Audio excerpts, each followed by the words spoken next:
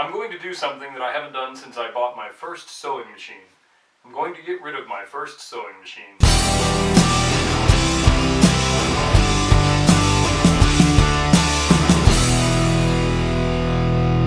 I picked up this machine a few years ago at a thrift store for $12, and I had to buy a different foot and feed dogs for it after I bought it. So I've got about 25 bucks into it, something like that. And after a couple of years of buying other sewing machines and kind of refining what I want out of a machine, I've decided that I really don't need this machine around anymore. So I'm giving it to a friend, and it's going to at least still get used and not be thrown in the trash.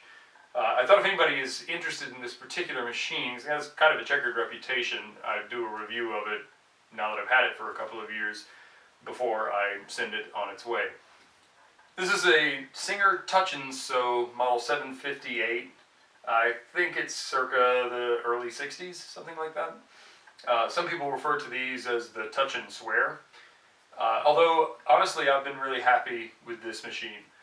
I've used this machine to recover some Porsche 914 seats, and it worked flawlessly for that job. It's not super fast and it's not super powerful, but it's been reliable for me.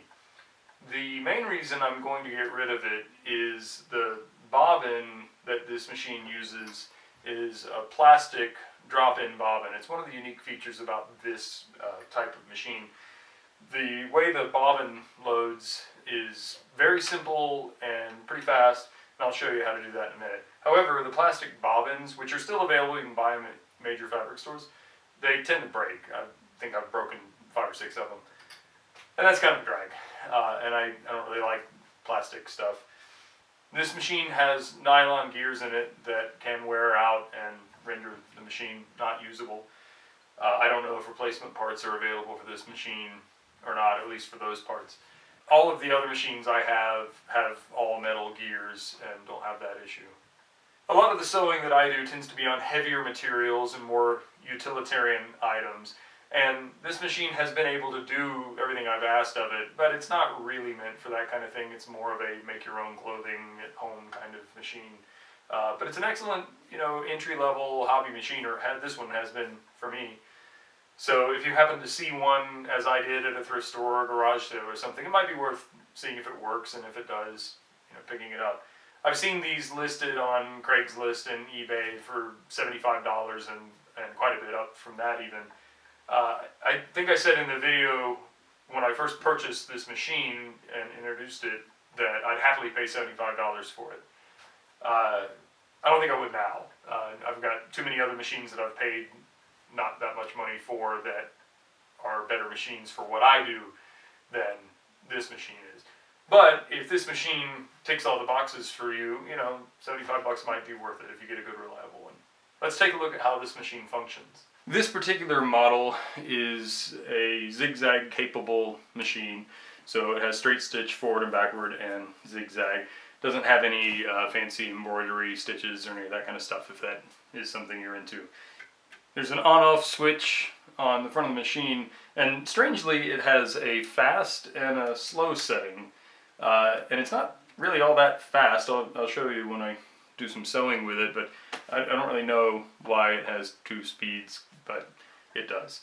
And then you have wheels to control your needle position, left, right, and center, and your stitch width for doing zigzag stitch.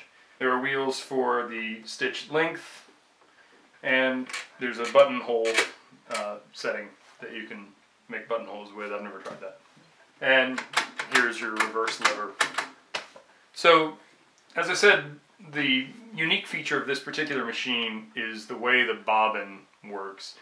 It's a drop-in bobbin, so there is no removable case. You just drop the bobbin in and pull it out. It's a little fiddly to get out, and it's this weird shaped bobbin.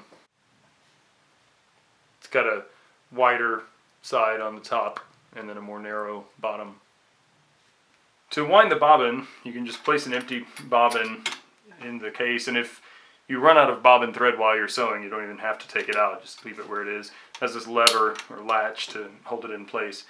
Then over here there's this little button with like a target on it. Just push that over.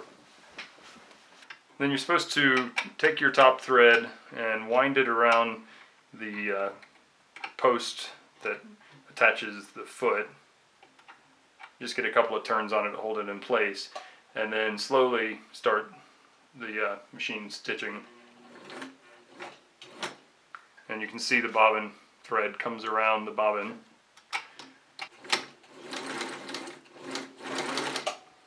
And then the tail of the thread will just break off, and you can watch the thread as you see these kind of concentric circles expanding out from the center.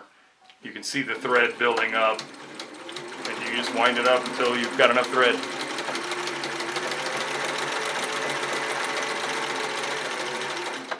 And then all you have to do is close this panel, and that'll automatically close the lever to put it back into sewing mode. And now you don't even have to pull the thread up like you would with other sewing machines. You can just start sewing.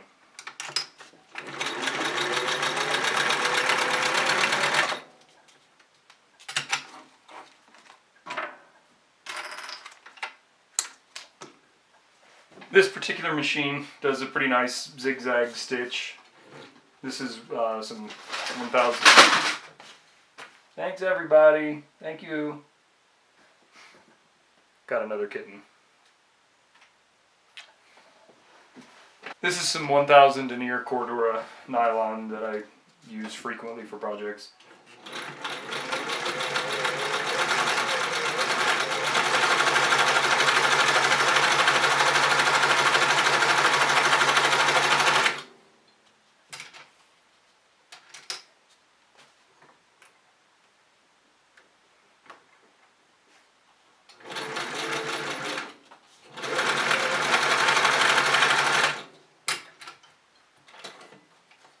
So yeah, it's time to say goodbye to this machine and let somebody else get some use out of it. Counting this one, I currently have 6 machines, and it's probably too many really. I mean, getting rid of this is no reason for me to get another machine. Oh, what's that?